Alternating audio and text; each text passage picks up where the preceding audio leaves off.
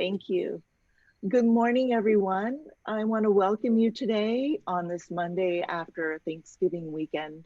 I hope all of you had special time to reflect and you were safe and you were able to reach the people that you love.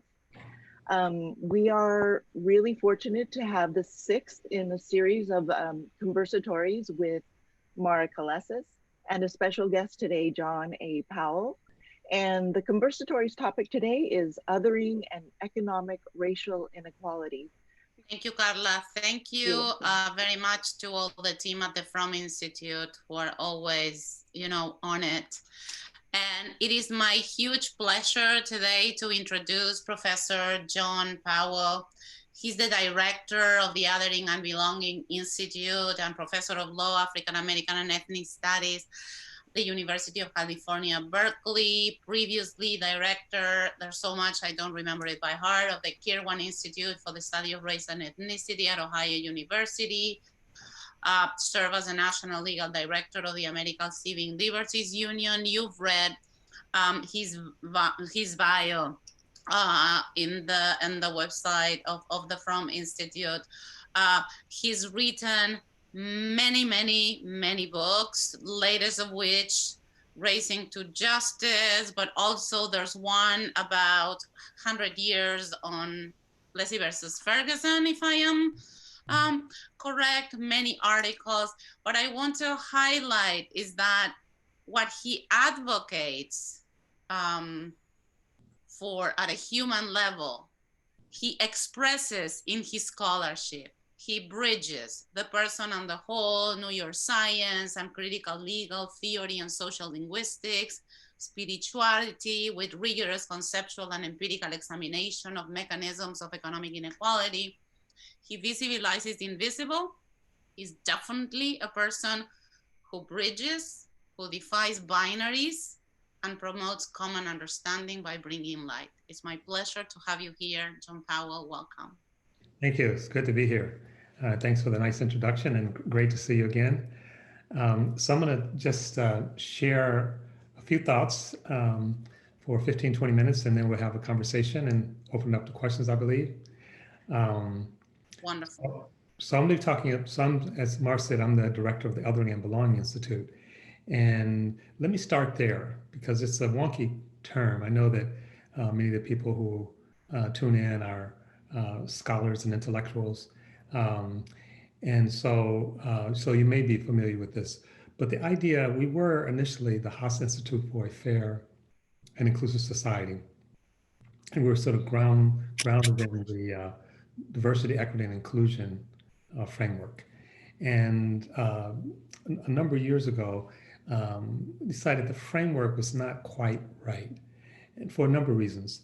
The Institute is large. We have 7 different clusters organized around themes and populations. So race, gender, sexuality, sexual orientation, disability, religion, and so on. And there was some degree of competition, friendly competition between those different groups.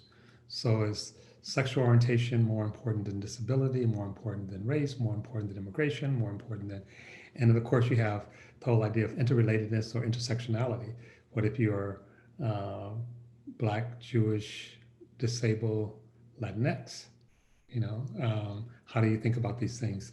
And so we decided that that there were some through lines through all of this work, and we need to lift it up. And the through line was that all these groups were dealing with issues of being othered. All these, and we talked about in terms of marginality. But we like othering better because it's a little more active. It's a process. And it gives us, it doesn't reduce the groups to each other. Each group has its own expression, own experience, but they all are experiencing aspects of being othered. And when you're othered, it has consequences, and there's levels of othering. And in liberal Western society, at least coming out of the 70s and 80s and even 90s, we talked about the way of addressing othering, we even used that phrase, was what I call saming. to say, okay, you may have, I may go to a synagogue and you go to a church, but it's really all the same. You're really just like me. And on one hand, that seems like a generous invitation. Uh, but on the other hand, it was erasure. It was basically saying, you belong or you are okay, not because you're you, but because you're really some warmed up, weak expression of me. It's kind of a narcissism. And I oftentimes cite the work of James Baldwin, who was one of my real heroes. When he was at the height of his literary career, he was invited to join this august literary club. And he was very pleased. This is something he had wanted his entire life as a writer. Um, but in the invitation, it had some conditions on it. And conditions were, don't rub in our face that you're gay. And also, we know you hang out with a lot of riffraff, which translated into black. We don't want them at our club. So don't bring your riffraff to our club. And what Baldwin did is he declined the offer. He was brokenhearted because he really wanted this. And he left the country and wrote a book called The Price of the Ticket. And he was saying the price of joining, the price of being a member was too high. They were asking me to actually amputate myself spiritually. And so saming is an expression of that. It's saying you can join the Fromm Institute, or you can join Berkeley, you can join whatever, but here are the conditions, and they're not negotiable. And so when you think about diversity, equity, and inclusion, the way we practice inclusion oftentimes is very similar to saming. The person who is joining, the person who is considered the other, if you will, all the work is on them. So when women come into a male law firm, all the adaptation is on the part of the women.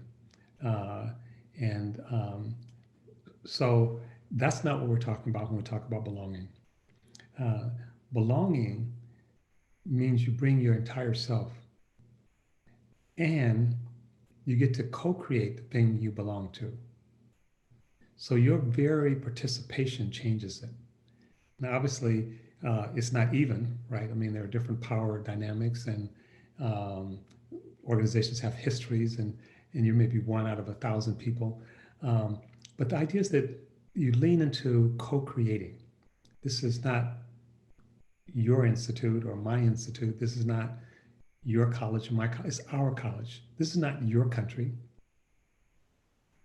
Big fight and politics. It's not my country. It's our country. And what it is, we decide, we co-create it. So that's what belonging really represents. And in order to really create belonging, you need at least 4 things. You need agency, you have a sense of yourself, individually and collectively. You need power. So we introduce the notion of power, because oftentimes we come to these situations, there's a lack of symmetry, and we don't pay attention to that. And we'll come back to that later. You need care and love, and not just for yourself or your group, but for all those that would belong. You're responsible, and the last one is you're responsible, which is different than blame. It's saying we're trying to create something, and we all have a hand in it. And I'll give you one more analogy, and then I'll move on. I oftentimes say, if I'm giving a party, you're all invited. Mara, you invited to my party, but here's the rub, right? It's like, it's my party. And so it's my music, it's my food, it's at my house, it's the time I set, and the time you leave. You can come and have a good time, but you come as a guest. Well, let's do something different. Let's not have my party, let's have our party. Now, who's the guest? We decide. What's the music? We decide. What's the food? We decide. And someone may say, the last party that Professor Powell gave was a terrible party.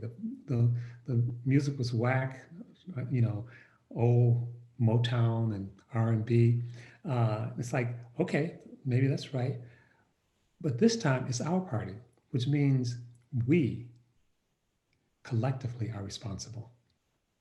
If it's not working, can't point the finger at me. The failure belongs with us as well as the aspiration. So it's collective responsibility, not just personal responsibility, but we are collectively responsible for what we create, what we co-create. What you pointed out before, there's so many, themes to jump on. But I would like to point to othering. You mentioned that it's a process, and it's the same, as you think about racing, and I wanted to ask you about that. Basically, what is this othering process? That's one, and particularly racing, right? In your book, Racing to Justice, you provide like a thorough understanding, a nuanced analysis of race in the US, one that goes beyond the binaries. That what I find incredibly compelling, a lot of things, but I want to mention just one. Not only that you kind of survey the empirical, the conceptual, and the political, and the legal, and the neuroscience, but that you talk about race as a verb. Mm-hmm. It's the racing. And I know that racing is related to the othering, right? Would you explain that notion and why it is important in the society we're living? Sure. So, many academics and intellectuals have at least cognitively embraced the notion that race is a social construction. But what we haven't done as a field is sort of look at what that construction is. How is it constructed? What's the process of actually creating? It's like saying you build a house. It's like, that's great, but how? How do we build a house? What's the mechanisms that we use to build a house? And of course, any of us who own a house or live in a house know that in a sense it's never done. Okay, the windows are, becoming wobbly, and the floor is starting to creak, and it's just, starting to tilt. And then as people in real estate say that you should plan on investing 3% of the value of the house back in the house every year. Why is that? Because the house is actually a dynamic structure. It looks like a thing, right? But it's actually a process. And if you don't invest back in it, after 5 or 10 years, you recognize this is not the house I bought. It looks very different. So when we talk about the social construction of race, how is the construction? And that construction is never done. It's always contested. There are different tributaries sort of, and it's doing some work. And so if we really want to think about addressing race, we have to think about what's the racing process? What's the action behind racing? And the way we do race, because it's a process, changes all the time. If you look at the census every 10 years, the definition of race or Black or whatever is never the same in each census. We change our mind. So we know, you mentioned the work I'm doing on Plessy versus Ferguson. We know that Homer Plessy was an octoroon. We don't use that word anymore. We changed our mind. It's like, okay, done with that category. Would you explain a little bit? Plessy versus Ferguson is the 1896, I believe, right, ruling about separate but equal, right? That's right. Okay, I'm just clarifying. We're coming up on 125th anniversary of it, and it actually codified some practice.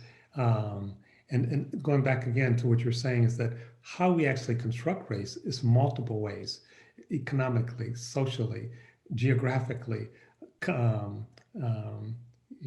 psychologically, literature, all these things, all these ingredients, like here's your flour, here's your sugar, here's your, all these things are going into it. But it's even more complicated than that, because there are the groups who are pushing back. No, don't do that, don't do that. So in Plessy, which is sort of, think about Plessy is sort of the aftermath of the Civil War. And the way we did race before the Civil War and after the Civil War, there tried to be a radical break. Lincoln called for a radical break. Let's do race differently, Lincoln said. He called, let's have our better angels. Let's do something different. We didn't get it right when we started the country. Can we do it over? That's what he's calling for. And out of that came the 13th, 14th, and 15th Amendment. And the 14th Amendment is about equality, and the 13th Amendment is about slavery, 15th Amendment about voting. And Blacks came into the public space as agents for the first time in large numbers after the Civil War. Because race is not only a verb, it's also deeply relational. It meant it was also disruptive to whites.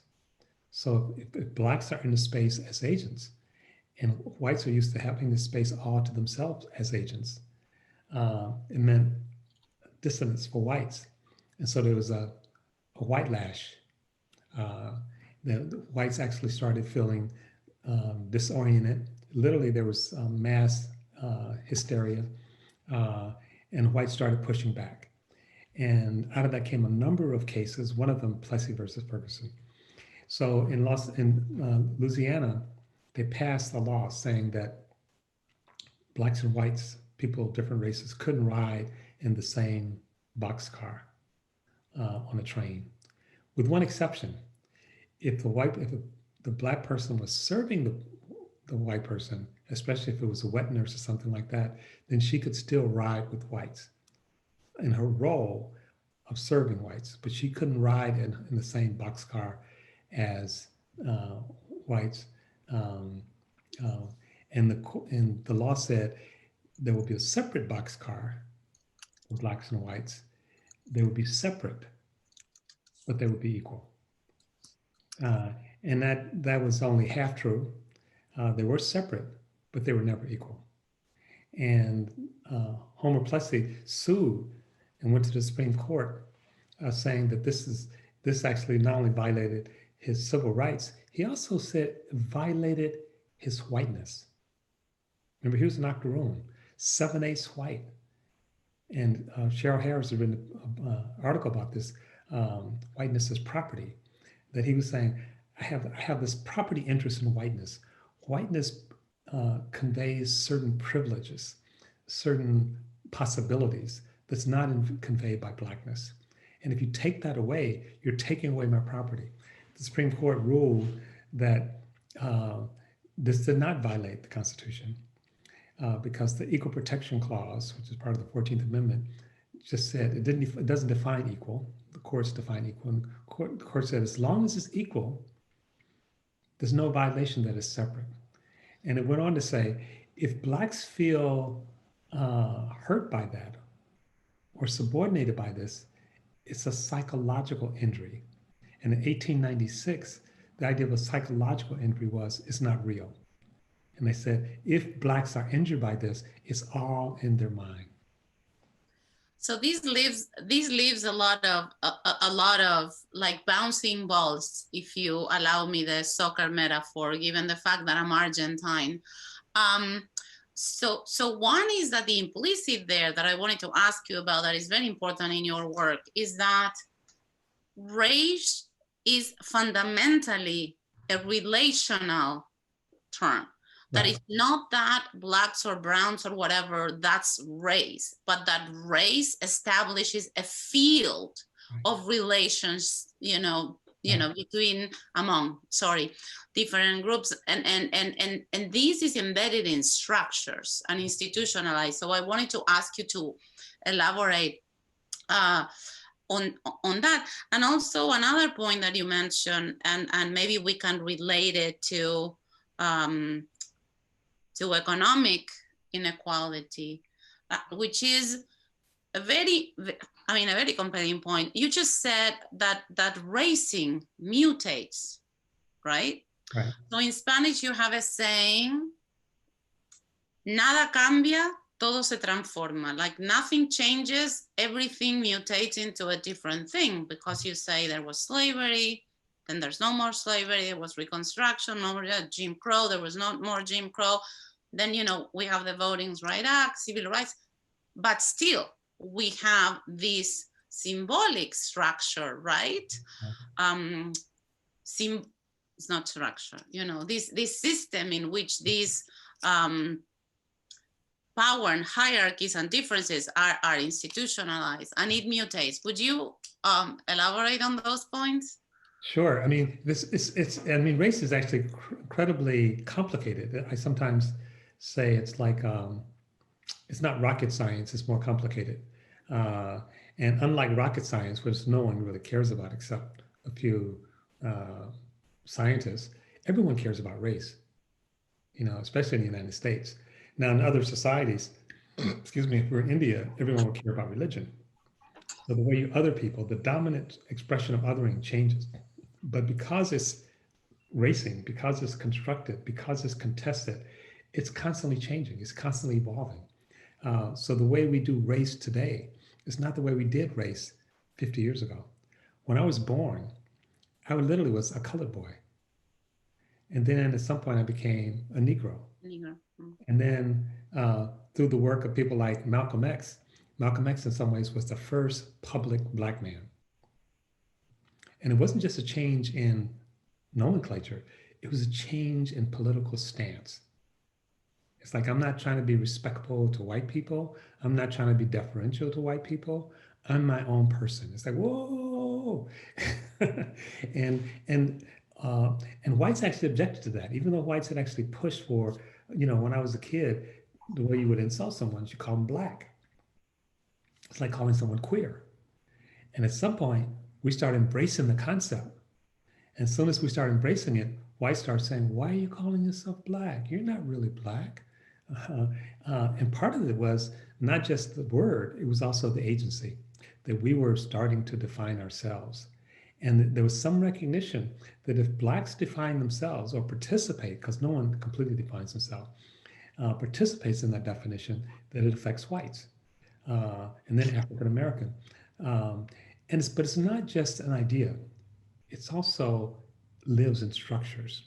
Um, there's a number of work showing that the work of actually trying to maintain this house, this structure, this fluidity around race takes a lot of energy.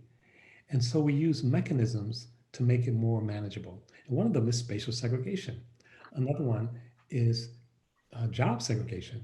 Another one is wealth. And all these things are related. And Douglas Massey and Nancy Denton has written about this, a book called American Apartheid, and the second one called Categorically Unequal. And they make the notion that it's categories that are unequal. It's not individuals. This is something we're doing to whole categories of people. And because we're in relationship with each other, we haven't figured out, okay, how can we change the role of Black Americans, of Latino Americans, without threatening white Americans? And the reason in part it's a threat is that whiteness, as it evolved in the United States, there are many different expressions of it, is predicated on dominance. So how can I grant you equality and maintain my dominance? That becomes the conundrum. And of course, you can't. You cannot. You Right. cannot.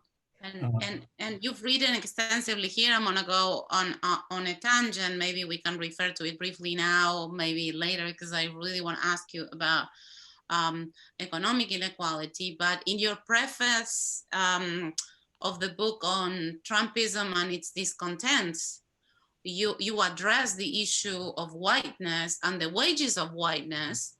And you basically says that whiteness is defined against. So that goes to the point that, race is relational, but beyond that, and most importantly, is what's the cost in terms of working class white, to be part of that identity of dominance and exclusion, right? That's a great question. And it's oftentimes we talk about working class, we mean white, and you modified it, but most people just say working class. They really mean white working class. Mm-hmm. And the reason that's important is that when women ask for things or demand things, when Blacks ask or demand things, when people oftentimes talk about, well, this is identity politics. You're only concerned about Blacks or women or disabled. We're concerned about people. And people is a stand-in for white. And so the concept of the wages of whiteness really comes from W.B. Du Bois. It was lifted up more recently by a friend of mine, David Roediger, who wrote a book called The Wages of Whiteness, playing off of W.B. Du Bois. And Du Bois talked about, at the beginning of our democracy, there was a chance to actually do something quite radical, but that the elites were able to give whites people who were white, something instead of democracy, they gave them wages of whiteness. And part of those wages were basically you get to be above the racial other. Now, it's interesting though, you don't really necessarily get to be part of the elites. So oftentimes in this equation, we leave the elites out. And the elites' interest in many ways, not the only interest, but a very important interest, is the economy. We, the elites, will actually take really all the spoils of the economy. You whites, middle class whites, you'll get something in relationship to blacks, in relationship to Latinos. You'll get a little more wealth, you'll have a little more, but you're not going to become rich. You're not going to have health care. You're not going to have a secure job. You're not going to have pensions. You're not going to have economic wherewithal in relationship to us, or in relationship to Europe, or in relationship to Canada, but you will be better off than blacks. That's the wages of whiteness. And you'll get to vote, and you'll see yourself on television, and you'll get to live in the suburbs. And you'll get to talk about this Christian country that's yours. And all of that is the wages of whiteness. It's not money though, or it's very little money. It's not wealth, or it's very little wealth. And so that's the wages of whiteness. But now, what some people assume that whites, when they vote for someone like Donald Trump, who then takes all the economic spoils, that they're voting against their self-interest. And that's a misnomer. They're voting against their economic interests. They're voting for their psychological interests. And we're complex beings. We have many different aspects of ourselves. We're not just economic beings. We're not just psychological beings. We're not just spiritual beings. We're all of those things. And they have to have some balance. And in this country, they're out of balance. And so that's one reason that the economy, and there's a book called The Illusion of a Free Market, where the author talks about the more you regulate or deregulate the market, the more you end up regulating people. And so there's a direct relationship between having a deregulated market, and I've written an article about this and things like civil rights. The more we expand the prerogative and role of corporations, which is all about money and power, the more we impoverish people, and the more we actually are hostile to things like civil rights. Yes, again, so many, because David, I forget his last name, was the one who wrote the foreword for your book, right? And he says, you know, quoting Edward Said, whose son is our next, actually, guest next week, that we're more than one thing, right? And we operate in a very complex ways, in a multidimensional way. And you talk about, you know, the economic dimension of the self, the political dimension of the self, the psychological, you know, and many others. And this is one aspect to understand, you know, the transaction, right? The negotiation that whiteness or whites, I mean, it's a generalization, but let's put it at that, you know, do. But you also mention, you know, economic power and corporations. So I want to bring you a little bit, because you've written extensively, you know, about going back to democracy and capitalism. Maybe we'll leave that, you know, to the questions. But, you know, the power of corporations, how this transaction, right, in identity is functional to that. And another of the process of raising are, for example, in the housing market. You quote in a paper about the subprime crisis. I have to say, I understand zero about, you know, economy, but you actually bring up Ira Katznelson, which we had as a guest, you know, last week, when affirmative action, you know, was right, showing how actually the GI Bill was affirmative action and helped whites. And in the same way, in this process of othering and racism, you show how the subprime crisis, right, had to do, you know, with these processes, right, that created further inequality. Would you, I mean, it would be wonderful if you would expand on that. Yes, and I have a book called Where Credit is Due, which is all about the subprime crisis. And one of the things that the elites do is they obfuscate things. They issue, when they get ready to issue securities, they have to actually have a statement, prospectus in terms of the security. And they actually had, I think it was Goldman Sachs, they actually wanted a statement to go out and they were going to issue these securities. And the statement came back and they said, that's not good. So what's wrong? It's too transparent. What do you mean? People read it, they'll understand it. Go back and fix it.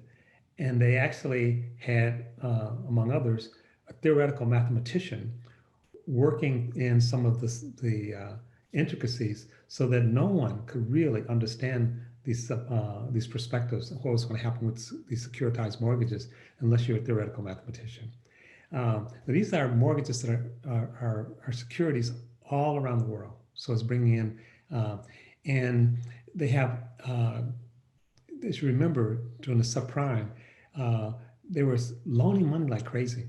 Part of the thing that happened is that the amount of capital in the world increased substantially. And this capital was looking for some place to go, looking for some place to actually make money. And it got directed by Greenspan and others to the housing market. But the housing market in the United States is a fairly mature market.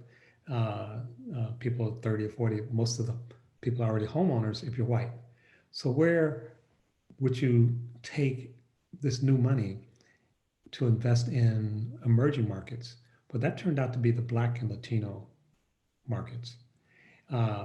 Subprime basically means we're loaning you money at higher cost to you because you have a risk, but we're making money off of it. And I don't want to go too far down the rabbit holes, but banks actually don't actually, for the most part, keep mortgages. Mortgage can be 30 years, it can be 50 years, it can be 100 years. It's made up. We decide how long a mortgage is going to be. In the 1930s and 40s, we decided mortgage was going to be, standard mortgage would be 30 years. Banks don't want it. So you loan someone the money and you're not going to get it back for 30 years. Your money's tied up. Banks don't want to do that. So what the banks do is bundle these mortgages and sell them as security. And what the securities were saying, we want not prime, we want subprime mortgages because we can make more money off of them. And the banks were saying, well, people don't have, the credits are not so good. People don't have jobs. We don't have the folks are saying, we don't care. Just push the money out. And this was pushing it to the Black and Latino community. And of course it exploded.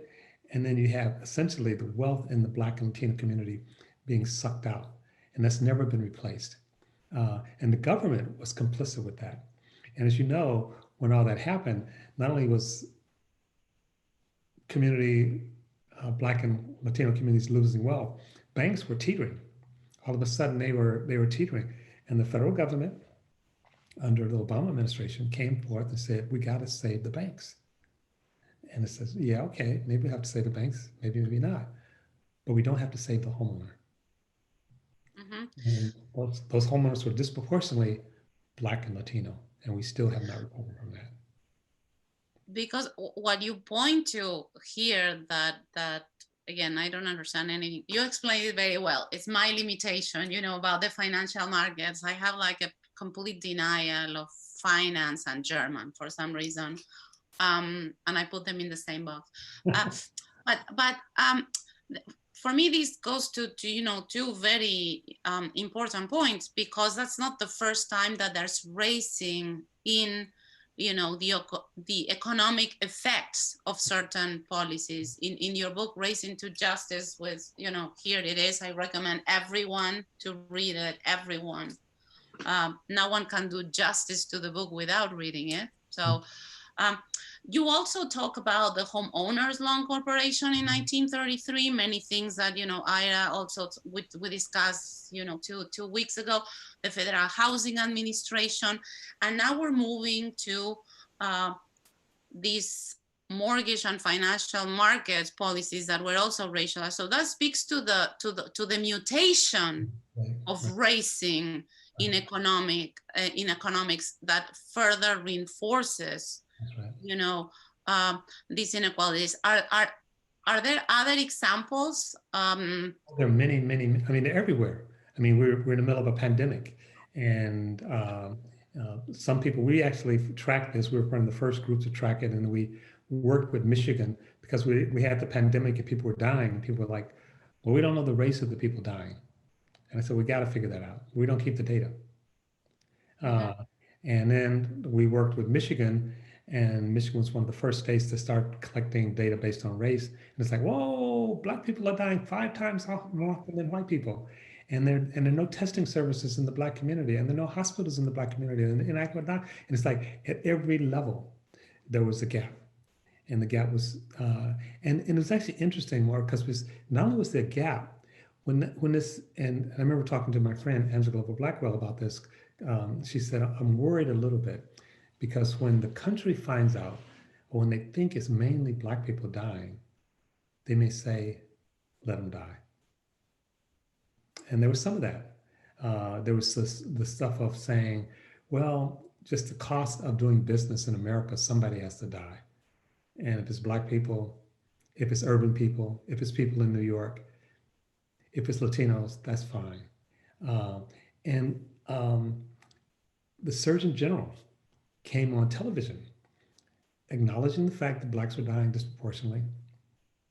And instead of talking about the structure that was putting Black people at risk, that was putting Native Americans at risk, we said, wash your hands, several times a day.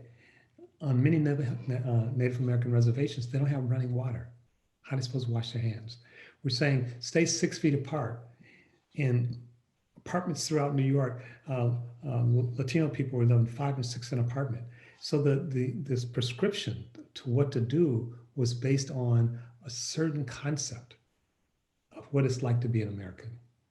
Thinking about a white suburban American who could, running water, could distance, could stay at home, could get on the internet. That's each one of those things is racialized. I'm here in the Bay Area. We're here in Oakland. They said, get on the internet to go to school. Half the Black people in Detroit did not have access to the internet. Mm-hmm. So we're distributing resources in each one of these structures. So structures are never neutral, and they're built upon to help certain people consciously or unconsciously, and to not respond to certain people consciously or unconsciously. So whether we look at education, whether we look at healthcare, whether we look at policing, whether we look at, and we tend to be structurally blind. So we don't see the work the structures are doing. We don't notice that I walk into a neighborhood, I don't notice that they don't get any loans, or they get their loans at predatory rates. I just see a neighborhood, and I see a Black neighborhood, I see it run down. I don't see that they can't get loans. That's one of the reasons it's run down. I don't notice that all the toxic dump sites in the United States are built in Black and Latino neighborhoods. So they're breathing bad air. Because, 2 points is that, these policies and these effects that they have. You talk about being kind of race neutral in conception, right? But, being not race neutral in effects. And the more these structures embed themselves, the more geometrical or exponential these racializing effects, will be, which brings me right to a point that I wanted to discuss, that is like universals are not neutral and they're false. And this brings us to your conceptualization of targeted universalism, which I would very welcome if you explain. Right. What is it? Why universalism? What targeted? Just to take us to a more positive. Right. So the way that we think, so again, we go back to that idea of saming, right? We're all the same, but we're not. So if I come to an escalator, the purpose of an escalator is to take people from one floor to the next. That's the function. But it's built on the assumption that people are peripatetic, that they can walk. And so people in a wheelchair can't use an escalator. So it means an escalator is biased in favor of the person who's ambulatory and retarding or hurting the person, holding back the person who can't. Another example I like to use, because it's you go to an airplane, when we could go on airplanes, and you think of an overhead luggage rack. Well, how is that biased? Well, think about it. What part of the population tends to be shorter? Well, women tend to be shorter. Women have less upper body strength. And as a group, women carry more luggage. So it's like, it's to your point, it's like at every stage, it's actually, and without ever mentioning women, we don't have to say anything about women. The structure is doing the work. And so having a luggage rack may look like a universal. We're treating everybody the same. But just for a moment, our concept of equality in the West comes from Aristotle. And Aristotle understood that there are different kinds of equality. And he talks about arithmetic and geometric equality. And he said, when people are situated the same, you treat them the same. That's what fairness calls for. But when people are situated differently, you treat them differently. What we've done in the United States and much of the West, we assume everyone across the board is situated the same. And so we have not simply universal goals, we have universal policies. We treat everybody the same. And that's in research, that when you do research, they call it normalizing your research against a certain population. And the population is normalized against, more often than not, are whites and even white men. So we use them as the default. Like when they did all the testing on AIDS initially, it was all white men. Now a lot of the testing on Alzheimer, I have a friend, Bruce Miller over at UCSF, one of the first studies of looking at Alzheimer in the Black community. It's like only white people get sick. So right now we're looking at COVID. We had to slow down one test because they don't have any subjects who were not. So part of it is like, we have to think about, because people are situated differently, the vaccine might affect people differently. AIDS might affect people differently. Cars might affect people differently. And so Target Universalism says, yes, we have universal goals. We want everyone to actually get to the second floor. We want everyone to have a vaccine. We want everyone to be safe. That's the universal. But to get people there, you have to look at how they're situated. So you have to target the method of getting to that universal goal. The method, so if we are going to San Jose, well, some of us may take BART, some of us take Uber, some of us take a bus, some of us walk. We're all trying to get there, but we have different methods of getting there. And so Target Universalism say, what is our situatedness? And race is one of the ways we understand our situatedness. Race is not a phenotype. Race is a social constructed process. And if we look at that process, I was arguing with someone or debating someone from a university, and they were saying, race doesn't exist. If you take wealth, if you take family income, if you take education, if you take where people live, if you take culture, if you hold all those things constant, race goes away. And I said, what do you think race is? That's what race is. It's all those things. It's like saying, if you take flour from a cake and sugar from a cake and milk from a cake and eggs from a cake, you don't have a cake. That's what a cake is. It's all of those things baked in. Isn't that vegan though? No, I didn't want to say that. I'm a meat eater. I'm sorry. But what you're saying is in terms of targeted universalism, because I mean, this goes to your point that race is not objectively real. I mean, there's no scientific base that actually can pinpoint race. And at the same time, as you were mentioning before, it's not subjectively imagined, right? It's intersubjectively constructed.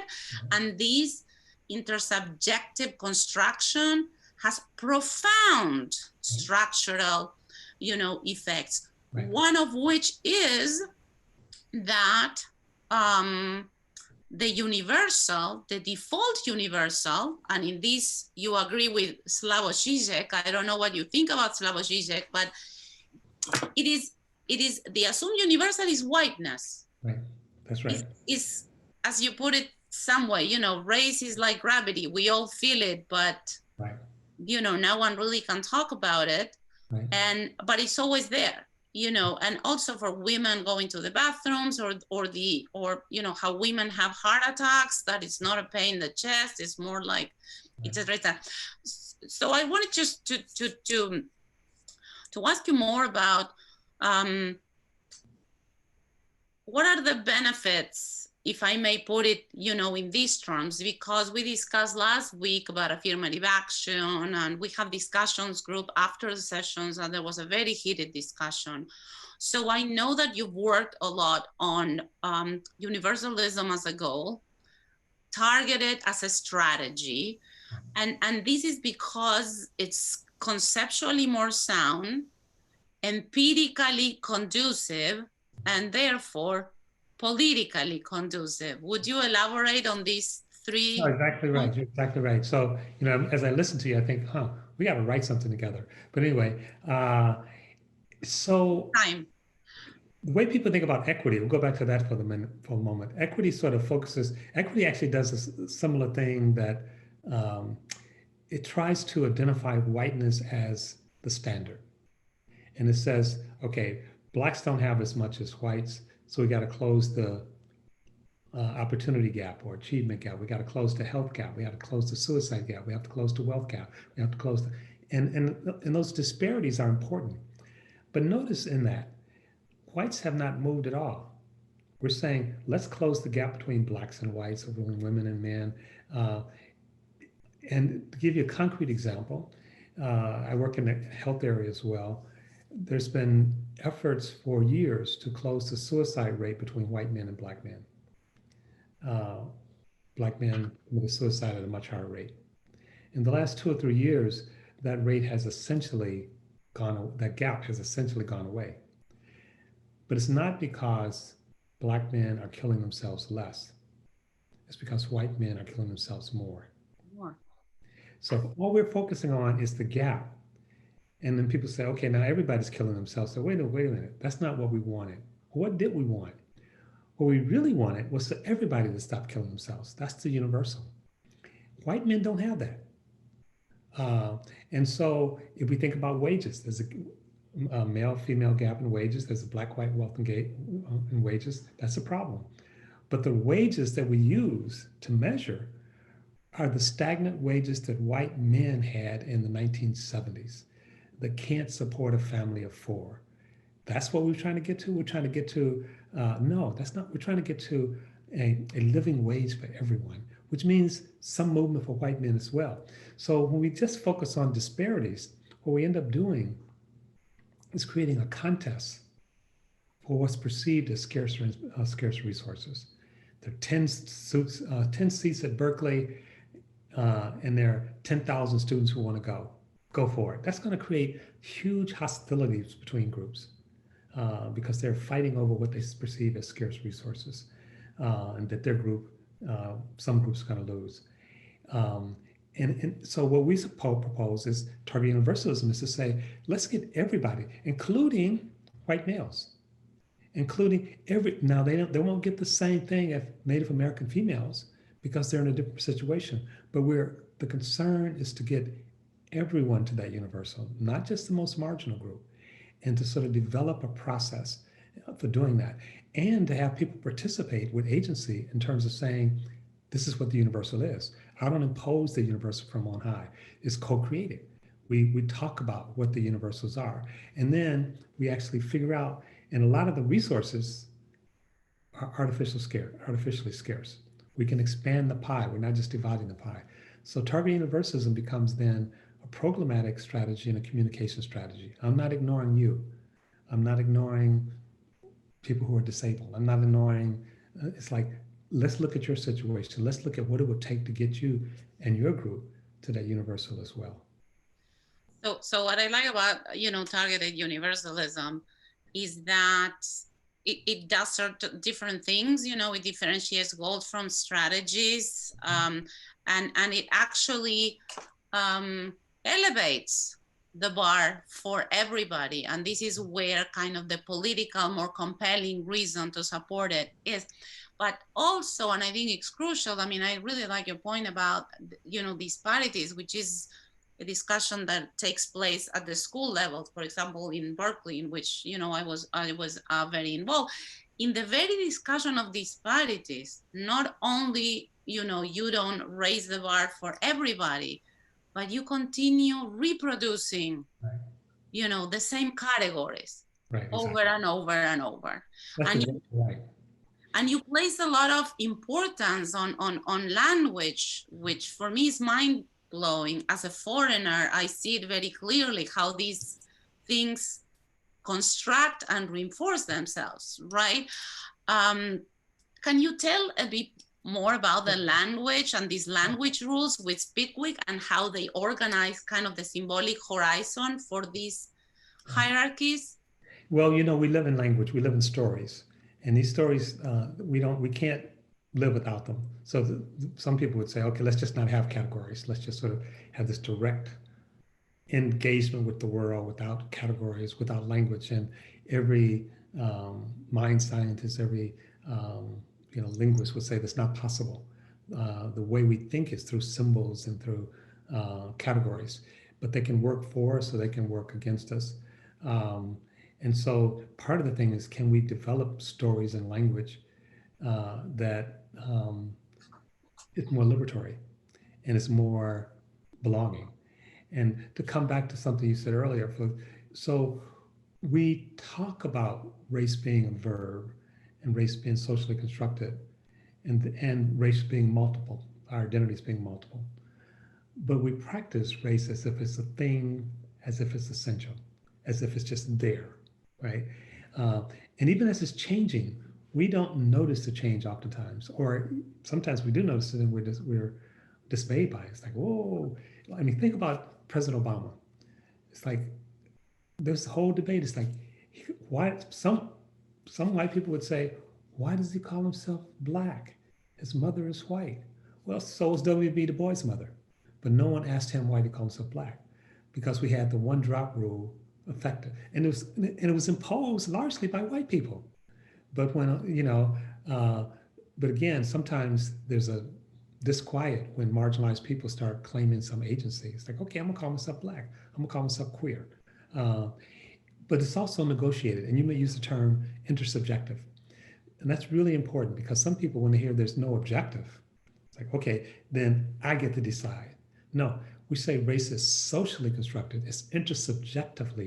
It's us collectively engaging in something that actually creates a sense of reality through language, through symbols, through rituals, through structures.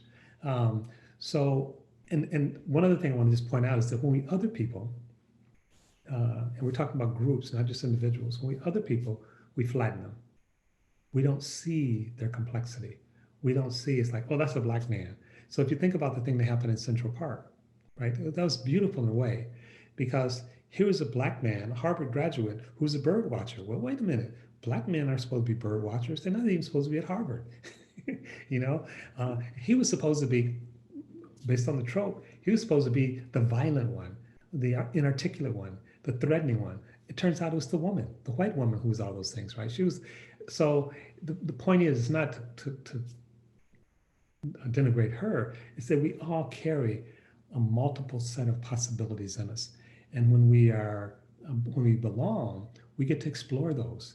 When we are othered, we're constantly consigned to, you're the black man in the group, you're the woman in the group, and it's like, well, I'm also a marathon runner. I'm also, whatever.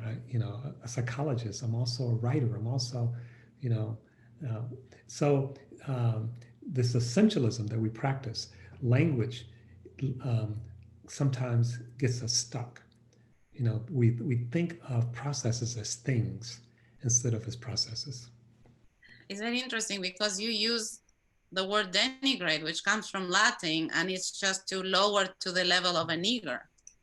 So in that way, we also, even with the words that we use, I mean, and I saw this, I always bring these examples because, I'm a mother, not here, but I'm a mother, but also an observer, critical observer of the school system in the US, because it's not mine. So my daughter goes to school. He comes one night and she's telling me the story about Rosa Parks. And she tells me the story of Rosa Parks in Spanish because she knows already that I wasn't schooled here. So there are things that I don't know. I happen to know Rosa Parks, but there are things that I don't know. She tells me the story in Spanish. I'm like, oh, okay. She turns to daddy in English, because all of a sudden he said, Daddy, am I white? We don't talk about white, black, brown at home. It's not how we organize, right, the universe among people. And it completely blew my mind. She was confused because in her mind, it wasn't clear for her, because I speak Spanish and that's not and she was 6 at the time. Already there was something that she was getting in school that was telling her, right, there's Spanish, right? And there's white and blonde, but I speak Spanish. So anyways, I'm sorry to bring this person up, but it goes to the importance of language, and it's the most difficult thing to address. Well, it also speaks to social symbols, right? I mean, a lot of times parents think, well, I'm going to teach my kid to be different. Well, May, good luck with that. The kid lives in the world, and there's some data showing that we get, I think, something like 10,000 symbols and reinforcements a day outside the home. So, the kids watching video, they're not watching you. They're on their phones, they're not watching you, and they go to school. And so this stuff is in the air. It would be like saying there's asthma in the air, so I'm going to put on a gas mask, right? You have to wear it all the time. What we have to do is clean the air. We have to actually change the environment. We have to change the structures. We have to tell different stories. We have to have different storytellers. So you become one of the storytellers. I mean, there are a lot of people in this country that speak Spanish. That should not be, that should be part of who we embrace, who we are.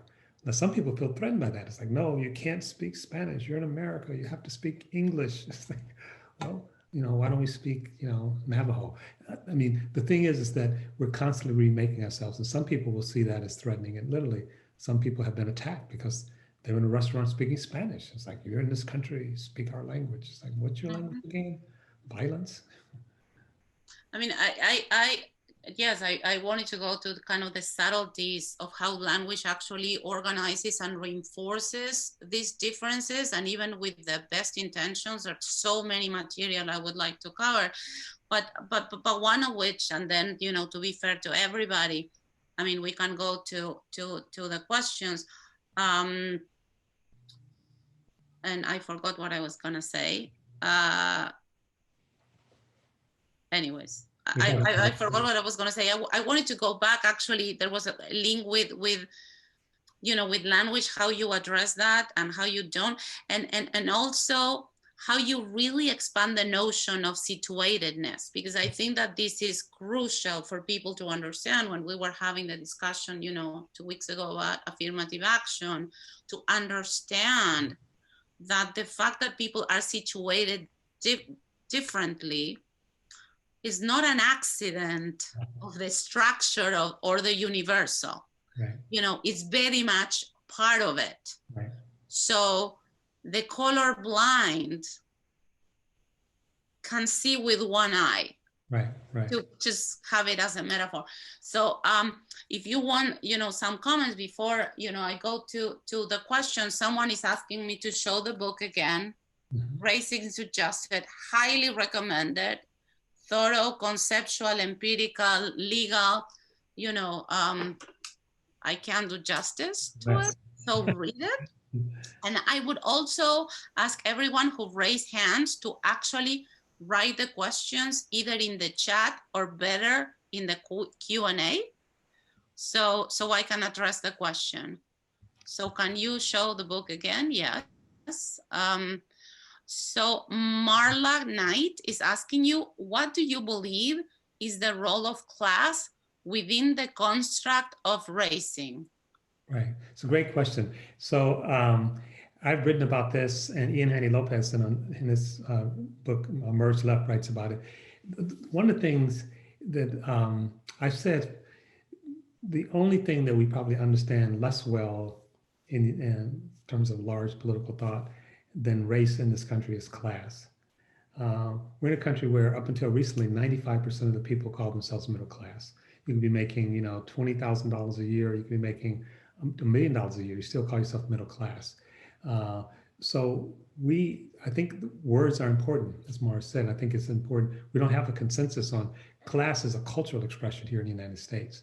Um, and frankly, middle class historically has meant white.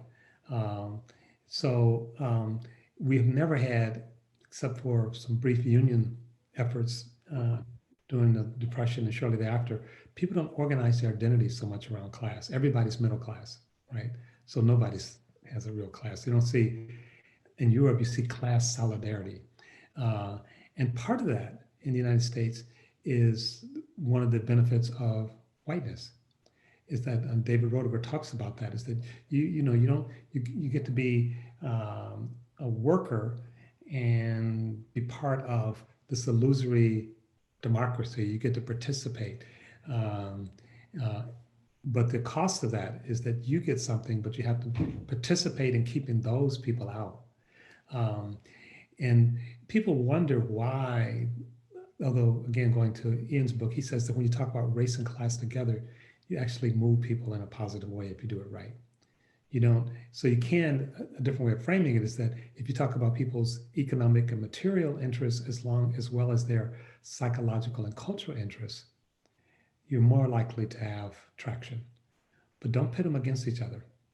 Uh, and uh, we're not a society that's grew up on Marxism. We don't really understand class in the way that Marx understood it, in the way that it came out of Europe. And even Europe idea of class was always problematic because it was tied up with colonialism and imperialism. And so it never was self-contained. So I think that we need to actually think about these things in a multidisciplinary way, in a multifaceted way, and not sort of have a binary, is it race or is it class? Yes. Mm-hmm. No, I look forward to work beyond the binary class, raise our stones of work. But one of the issues, I don't want to take time from, the audience, but one of the issues discussed, 2 weeks ago, triggered by, by Ida's book is precisely that the knot of race and class was tied up with the New Deal because of the way that it was conceived and constructed, and because of the Southern Democrats, right? And their priority of hierarchy as opposed to labor rights. So there's a knot. So an example of that, Mara, is that Truman came, I think, within a couple of votes of passing universal health care in like 1948. And this country is still struggling and coming out of the World War II. And just when it's about to pass, people ask the question, so if we have universal health care where blacks and whites go to the same hospital, and Truman said yes. And they basically said, we'd rather go without health care than have health care where we have to be in the same hospital with blacks and whites. Still have to come from that. And to that point, I need to be fair. But I will leave two questions that I have more. You talk about the kind of things that define this country as slavery ones, but also the Enlightenment in its tradition of, methodological individualism. I rather differentiate myself from the other than be part of the same and share the world, with them. So Annie Scott Rogers is asking, are you saying when you focus on the gap, you're saying there is a pie and the slices need to change, or are you saying there should be more pie? Oh, you just answered my question, but maybe you have more to say about that. Yeah, so two things. I'd say there needs to be more pie, but also I think this is Maslow and Eric Fromm and others, what we need is not necessarily more stuff. What we need more is more of each other.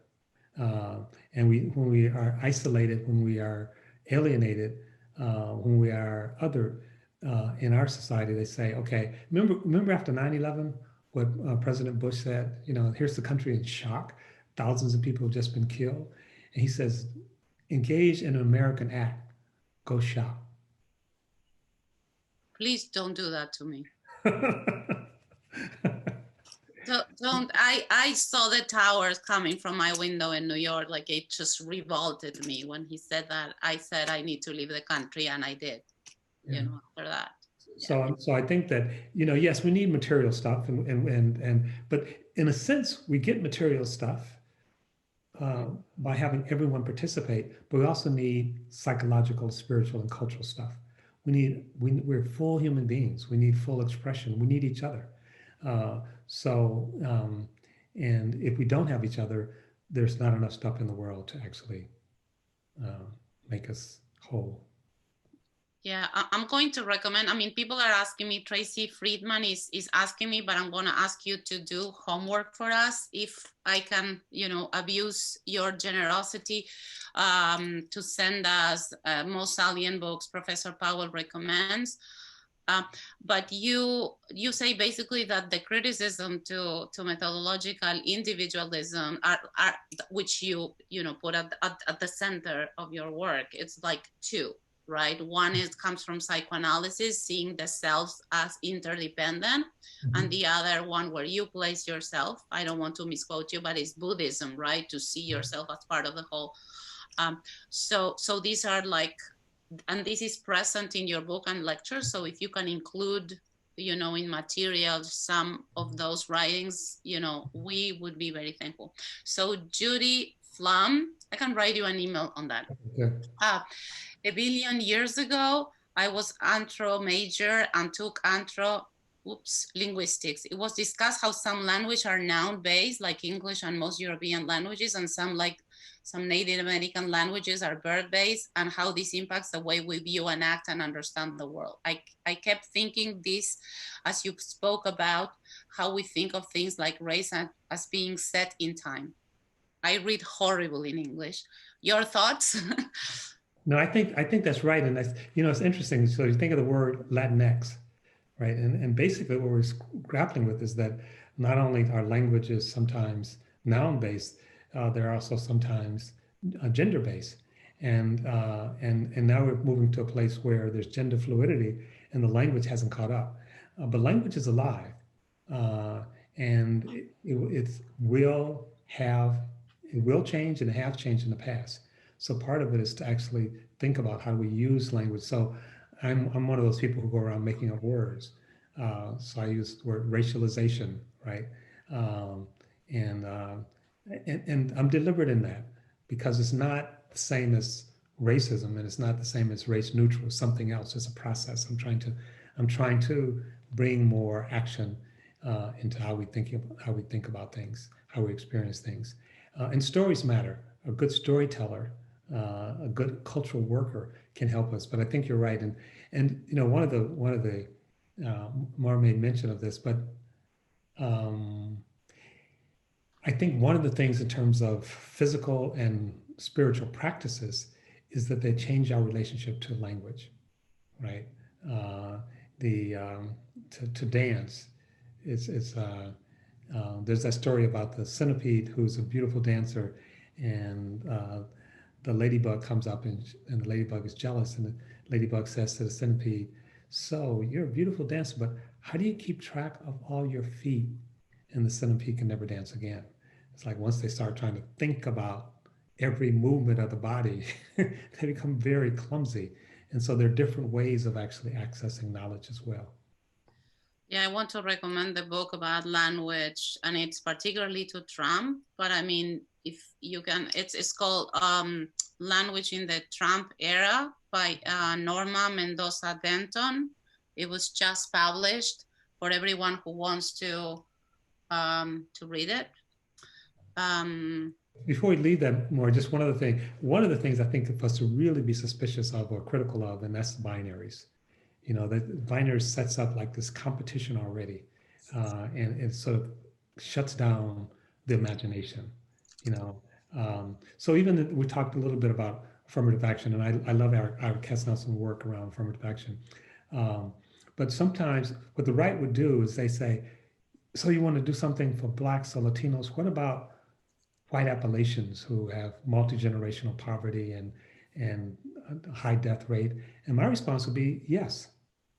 That when we describe our situatedness in a rich, robust way, it's not a binary. It really is about, we can do something for groups who have been systematically left behind. And some of them, some of them will not be Black and some of them will be white and some Blacks have not been. So anyway, I think that playing with some fluidity and not getting locked into binaries is one way to sort of interpret language. Which you do in your work. It's a kind of Hegelian. Yeah. So Alan Friedman asks, do you have an opinion on whether the qualified opportunity zone legislation adopted by Trump in his tax package represents a step forward or backward for the racial equality, where the tax benefits exist only if one invests in the disadvantaged zone? So a couple of things, that old saying, even a broken clock is right twice a day. I think certainly, so I think there's certainly some things that could be useful even coming out of the Trump administration. But I think the overall toxic environment, the overall corporate environment, the overall movement of money, the overall codification is so destructive that it's hard to sort of have a little island and say, but this is good. We actually need really transformational change. And until we have that, we will do transactional things, but they will never do the work they're supposed to do. And part of the thing, when you think about systems, system actually try to maintain stasis. So systems, when you make an intervention and you don't change the system will self-correct to go back to where it was. So it'd be like what Mark was saying about we moved from slavery to Jim Crow. Okay, that was a movement. And we moved from Jim Crow, to the prison industrial complex. Well, that was a movement.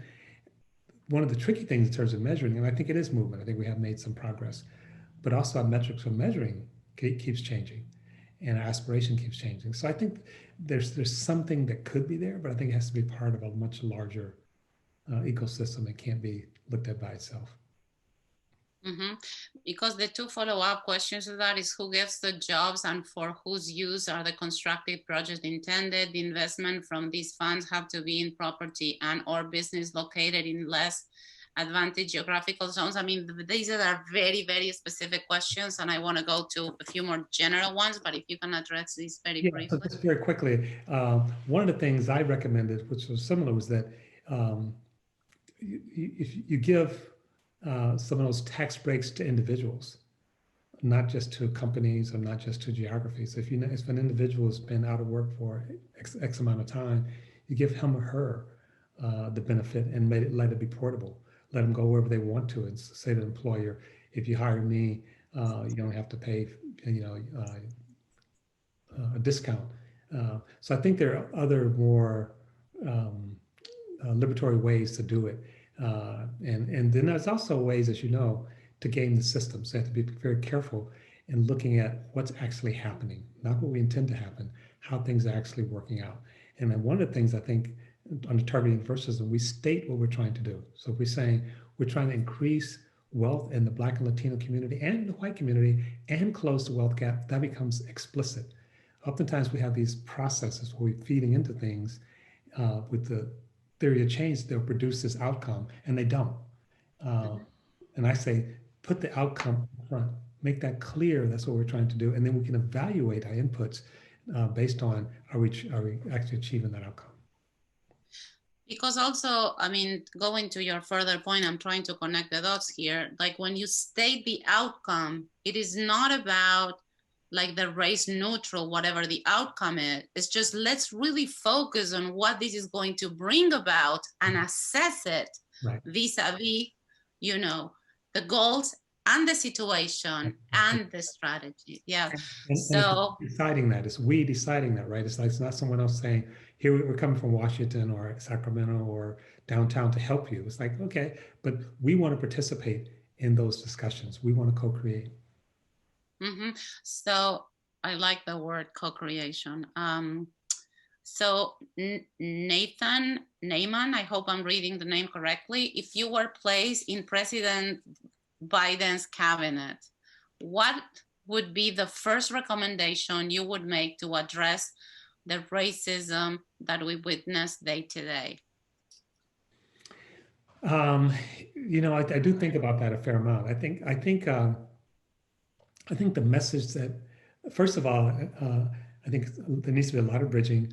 I think there also needs to be a chance for people to tell their stories, people to come together. I think there has to be a story that this is a country for all of us.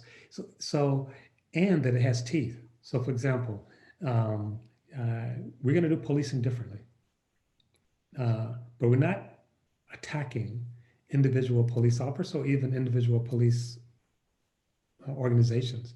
It's the way it's structured in terms of its outcome is unacceptable. Uh, and there's some fine parts of that. So, for example, what if we got rid of half the police that are on the force right now? One question is what happens to them?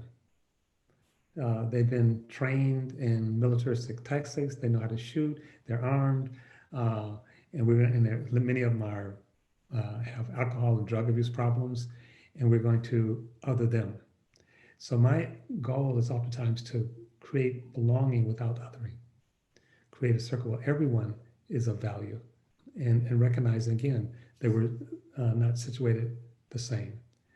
So right now, I think too much of politics are trading horses. We're going to help one group at the expense of the other group. So I think you offer that. Now, it's clear to me that a lot of Trump people are not going to buy into that. Uh, but you start with short bridges. You start with what you can do, and you start with a framework that includes the whole country, if not the whole world. Um, and then you actually invite people to participate in that. I think there are ways of doing that, and I and others think about that a lot. So there may be some chance to actually try to pull some of this off. Yeah, that's a great point, because you also talk in your book about how colorblind is not good, but multiracial in terms of is not good either, because it implies, I mean, this is my reading, but it implies a fragmentation that it's individualistic in base as opposed to comprehensive. And it is my assessment that the Biden,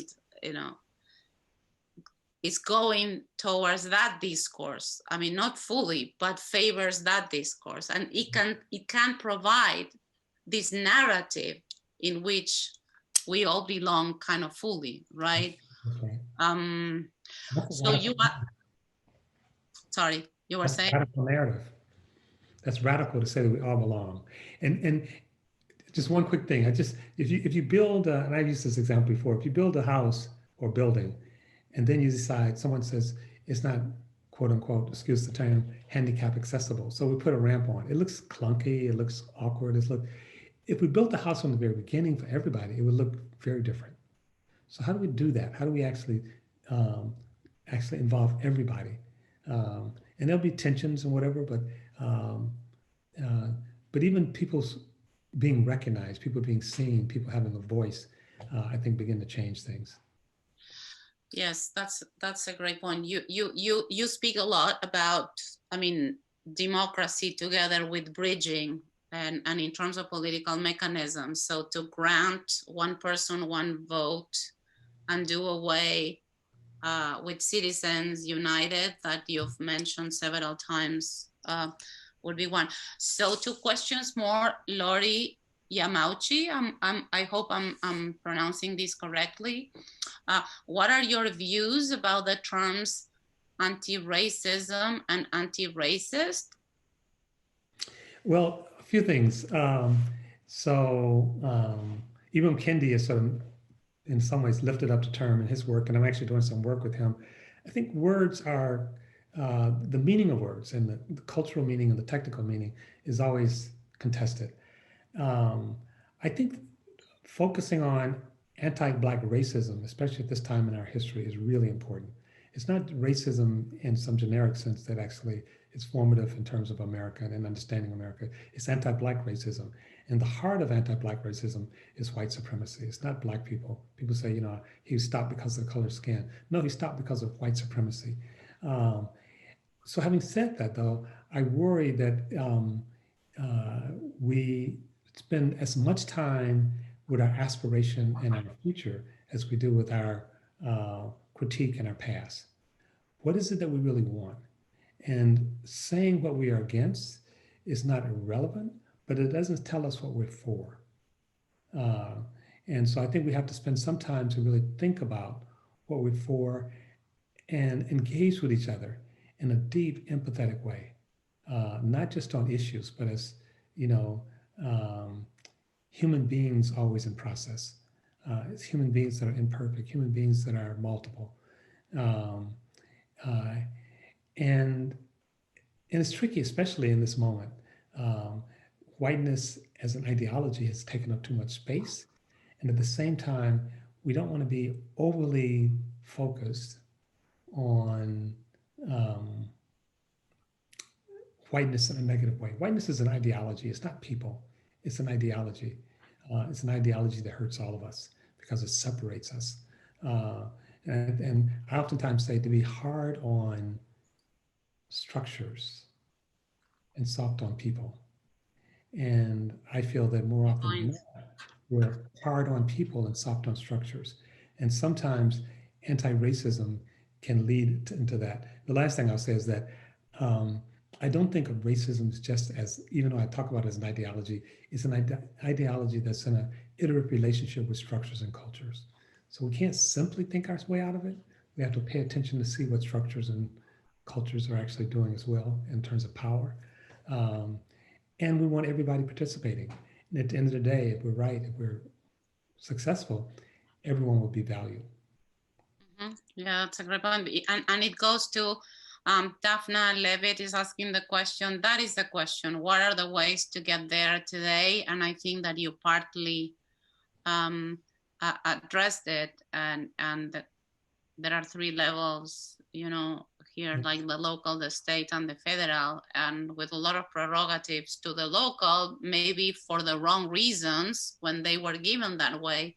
But maybe these are leverages, right, to activate in terms of democracy. Do you have further thoughts on that? Yeah, I think if we think about how to organize structures to promote the outcome that we want an outcome that where we all belong, and that becomes all of our collective responsibility. Right now, we have structures that do just the opposite. We just published a report, I think it's in the paper today, saying how segregated, racially and economically segregated the Bay Area is, with Marin, I think, being one of the worst. I think 4 out of 10 most segregated places in the Bay Area is in Marin.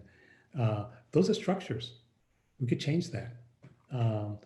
It's not impossible, but it's harder to hate up close. How do we actually have the experience of each other? How do we change our situatedness? How do we empower people? So I don't think people will work this out by themselves. I think it will be at the set structural, cultural, and intersubjective level and the personal level. If we relax, structures are actually collective habits. You know, when you drive, you don't think about, you stay on the streets, you don't cut across people's yards and stuff like that. These are structures, they create habits. And so we have to create some habits that actually lead us in the right direction, including social media. I talk to people in social media and they say, yes, they do things with algorithms to nudge us in a certain direction, usually in a nefarious direction, to buy something or to hate someone. Could we think about that differently? So I think part of it is just the intentionality for us to take this on, for us to learn how to be empathetic toward each other, and us learn to see what structures are actually doing and then do something about it. Mm-hmm. Yeah, so that goes. So I want to ask you a question. Two questions. One, Peter Stein is asking, what are Professor Powell's thoughts on Isabel Wilkerson's categorization of caste as a defining taxonomy? I have to say, I have not read the full book, but excerpts, and I heard her in several podcasts, so I do not have the nitty-gritty conceptual details. I have my doubts about it, but it's a great question that I wanted to ask myself. So. Yes.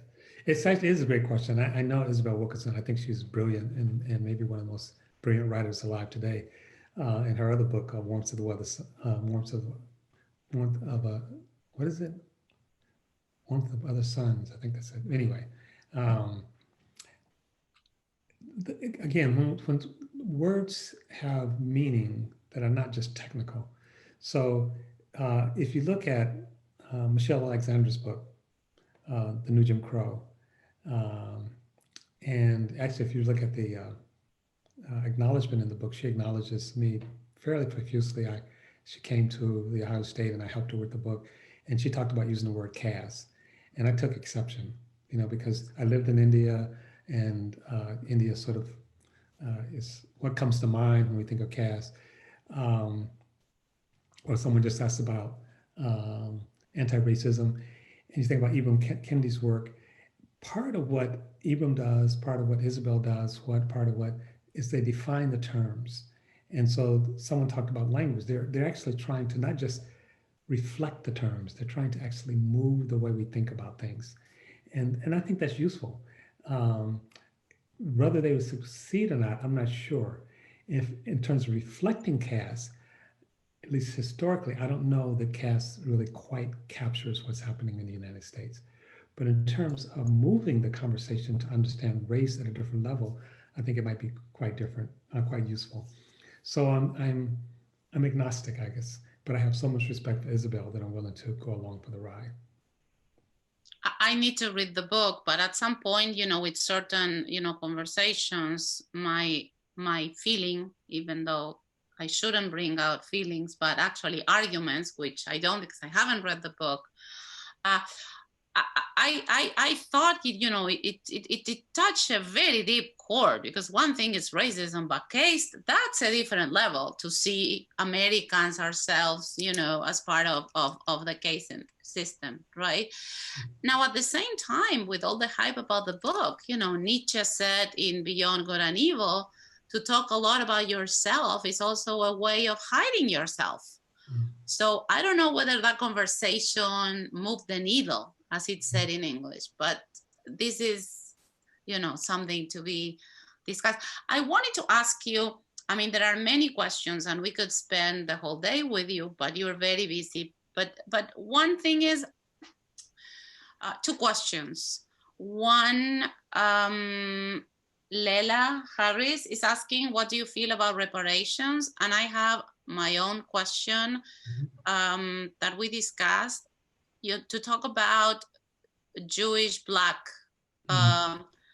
relations, right? So this is something important, I think, for the audience in particular. Right. So both questions about reparations and about, Black and Jewish relations that I'd love to address also. As you know, reparation really comes from repair. And we talk about it in the context of slavery in the United States, enslaving Black people and creating wealth for the society and repairing that. Certainly, I support that. I think there are some nuances, though, and I'll mention at least a couple.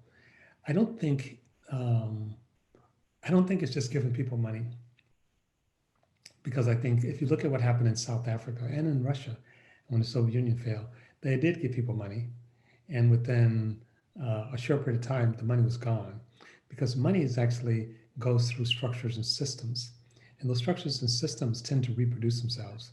And unless you do something with the structures and systems, I'm afraid you could give Black people literally $1 trillion, and maybe you could say that $1 trillion would change the structures and systems, but not necessarily. No. So that in a generation, people could say, well, we paid them off and they squandered their money, we're done. So I think reparations have to be looked at in a deeper way in terms of education, housing, health, opportunity. So that's one. The other is, I think, if we're repairing, I would not, going back to target universalism, I would not necessarily limit it to African Americans. And there's some tension there. Some people say you limit it to African Americans who are descendants of slavery. And yet people forget there was slavery in the Caribbeans. And there was, the colonialization of Africa. There was the genocide of Native Americans. So on one hand, I would hold on to that, but I'd use it to actually think about a future where all groups move forward, going back to target universalism, and that we actually tell a story about it, and we think about it both in terms of changing outcomes, changing power, but also changing structures.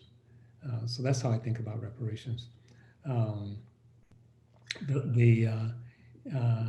going to the Black Jewish question, a complicated question, like many of the questions asked today.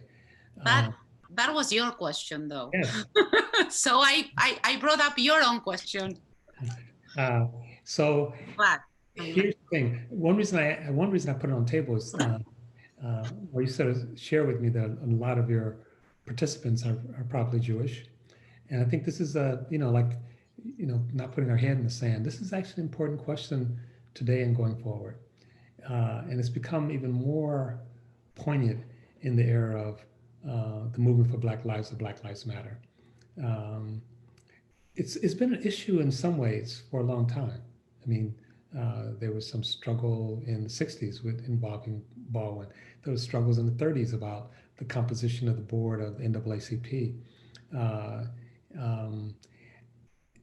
In some ways, I think of the Black experience and Jewish experience in the United States and certainly in Europe. They're like cousins, close cousins, but they're not the same. And I think that in some ways, someone said people hate, meaning white people hate Black people because they try to assimilate. They hate Jews because they won't assimilate. And by that, they're suggesting that there is at least an apparent offer for Jews to be white. And the Jews can take advantage of that or not. Now, the truth of the matter is maybe to take advantage of that is back to assimilation, which I don't think is a positive thing necessarily. But a lot of Jews have. I think in the current context, I think is complicated by two phenomena, maybe three. One phenomenon is Black Lives Matters, and I'll come back to that in a minute. The other one is Israel. 57% of Jews actually support Black Lives Matter. On the Movement for Black Lives Matter, they put something on their website calling Israel, saying they had engaged in genocide and against Palestinians. Some of the established Jewish organizations call that anti-Semitic. One using the word genocide, and then some of the people in Black Lives Matter responded by saying people who said that are being racist. So you had these two charged words being thrown to each other. And yet, I think it's more complicated in a number of ways because, at least by some accounts, the person who actually wrote that language, not them saying it makes it right, was a Black Jew. Which actually surprised people. And I do think there has to be, and some people say, why criticize Israel and not other people? And genocide has a particular meaning that's very close to Jews. And I think all of that goes into the mix. At a minimum, I would say there has to be space to criticize Israel without being labeled as anti-Semitic. I'm not saying Israel is the only country that should be criticized or even necessarily the primary one. On the other hand, someone has to be able to call out someone who they think is maybe being insensitive or even anti-Semitic without being called a racist. I think maybe those terms should be just for the moment set aside and people sort of look at what's going on. What's missed in this discussion in many ways are the Palestinians. They become invisibilized. People talk about them, but not to them. They're not in the conversation. And at least in the United States, they're not a powerful group. And at Berkeley, when we have tried to lift up Palestinian voices, sometimes the established Jewish community have really come down hard, and they haven't offered an alternative. I want to highlight that it's established Jewish community because there are Jewish organizations like If Not Now and Jewish Currents, the publication. But I want also to highlight that Biden has just nominated a Palestinian, what's her name? I forget her name, for one, post in his cabinet. And yesterday was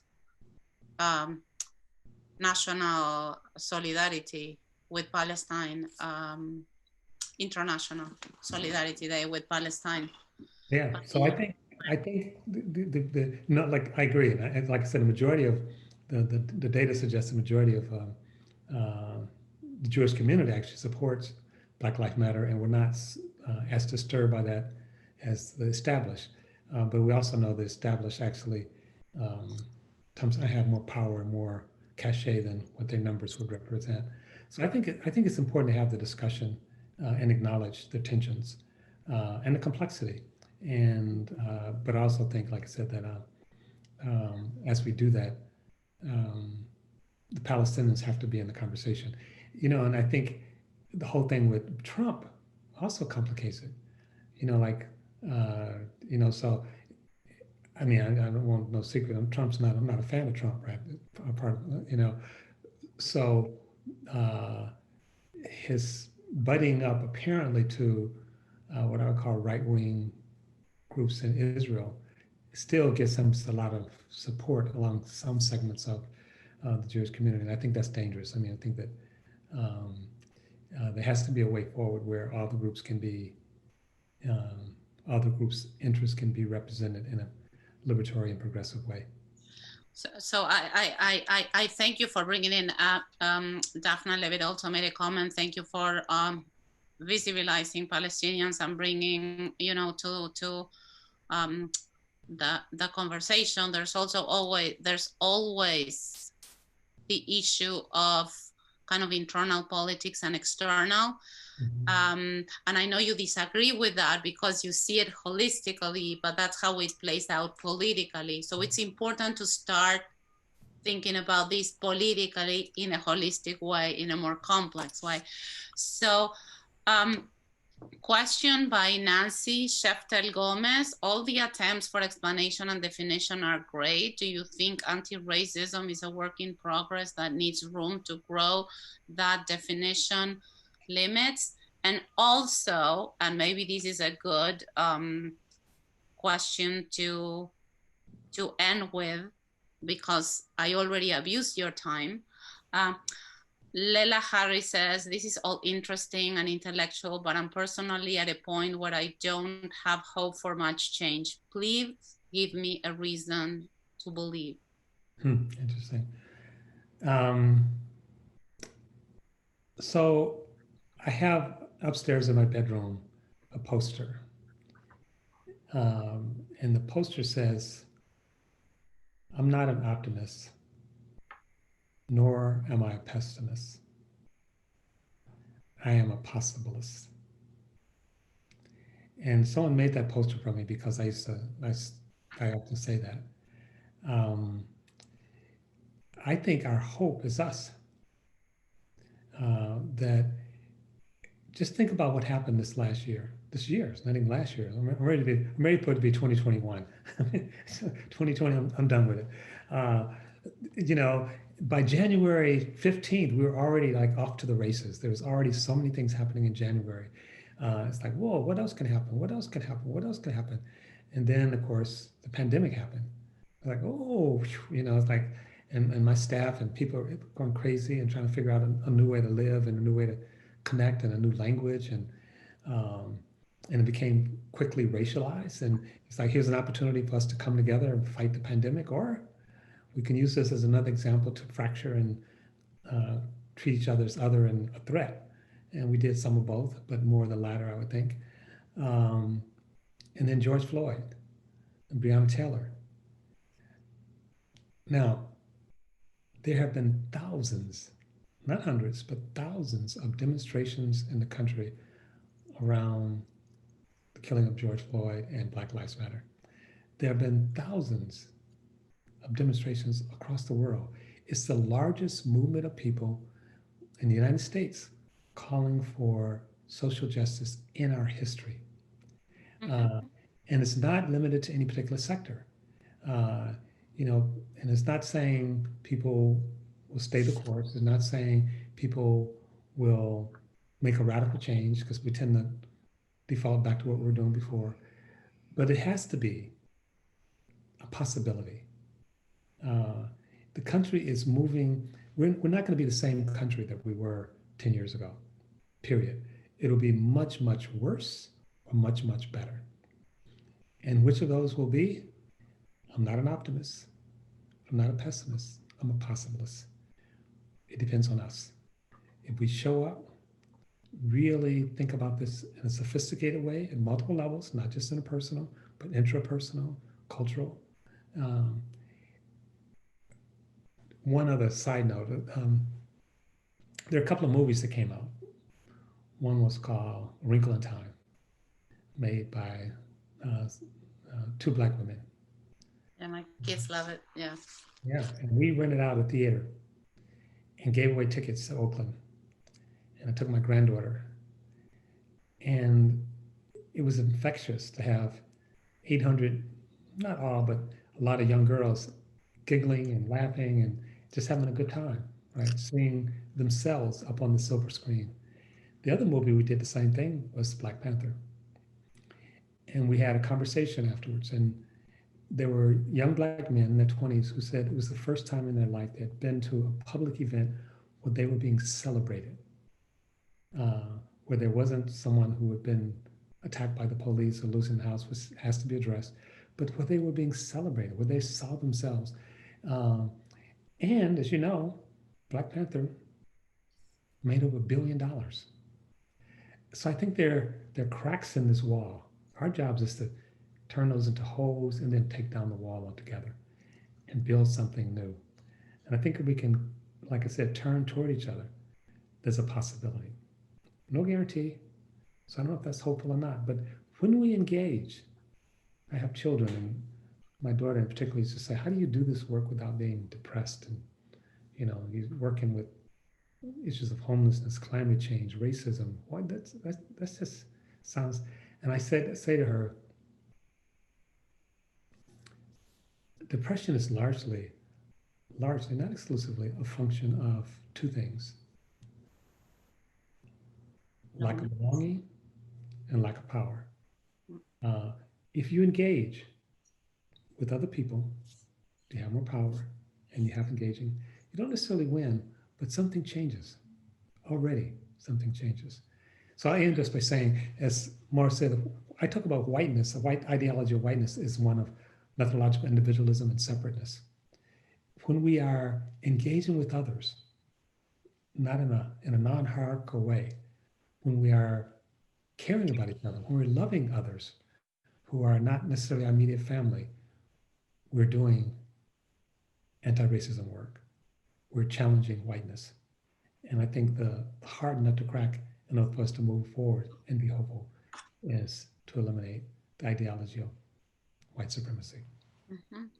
Yes, I, to what you said, Arendt said that loneliness was actually the experience that allowed totalitarianism, right, to happen in that way. And also that power, her understanding of power is not the hierarchical understanding, but precisely the idea of engaging with others, coming together with others to create something new in plurality, but as equals, and that captures exactly everything you just said. That was inspiring, critical, on point, analytical, and very illuminating for all of us. So I, in the name of everybody at the From Institute and the audience, thank you very much for getting messages of how good, and illuminating this conversation was. I'm gonna pester you with a homework of a list of books you recommend, if I may. Sure, no question. Also with a thank you note. And now, Carla, I thank you for the overtime as well. I know you're absolutely. Oh no, so worthwhile. If I may comment, I learned so much. Thank you, Professor Powell. Thank you, Mara, both of you, for your time. So needed right now. And just a reminder to all of you, there is an opportunity to discuss deeper with this today's topic. And if you haven't had the chance to sign up, you can email one of us. It's at 3 p.m. today. Just give us a reach out and we will certainly get you signed up for that personalized discussion. Thank you. Please sign up for the discussion sessions, because in the discussion sessions, we can work through all these issues and there's a lot to discuss. So I'll be seeing you at 3, hopefully. Great. Thank you, Professor Powell. Again, Thank you so much. Thank you, professors. Thank you, everybody. Take care. Thank you. Thank you for the audience as well. Thank you to everyone.